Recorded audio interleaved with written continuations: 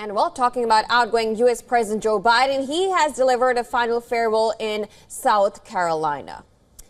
As he granted pardons and commuted the sentences of a half-dozen other people on Sunday, he also urged despondent fellow Democrats not to give up hope.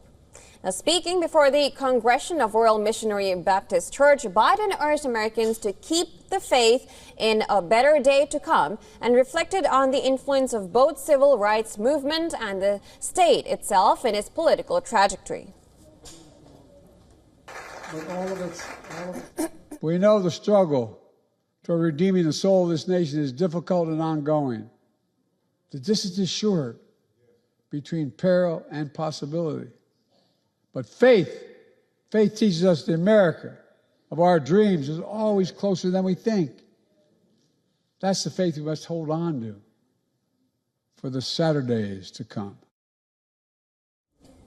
Now, Biden spoke about his life of public service being influenced by his political heroes. He also thanked the state of Carolina that landed him an early win in the 2020 election, catapulting him to the nation's highest office. The people of South Carolina, thank you for keeping the faith. It's been the honor of my life to serve as your president.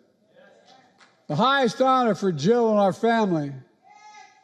As I close out this journey with you, I'm just as passionate about our work as I was as a 29-year-old kid when I got elected. I wasn't old enough to serve yet. I'm in no ways tired.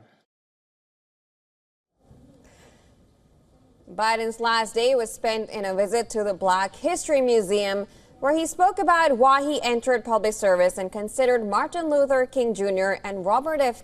Kennedy as his political heroes. I'm in no ways tired. I've always heard before, we've come too far from where we started. Nobody told me the road would be easy. I don't believe he brought me this far to leave me. My fellow Americans, I don't think the good Lord brought us this far to leave us behind. As we celebrate Dr. King's legacy and generations before and since, women and men enslaved and free.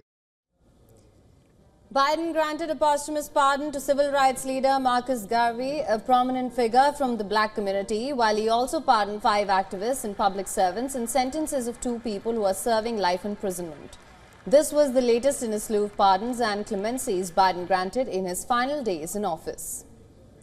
The outgoing president also spoke briefly about the landmark ceasefire agreement for Gaza that took force earlier on Sunday, saying the road to this deal has not been easy at all. In brief remarks on West Asia, Biden told that the incipient Gaza ceasefire offered hope, but that its continuing success would depend on the next administration.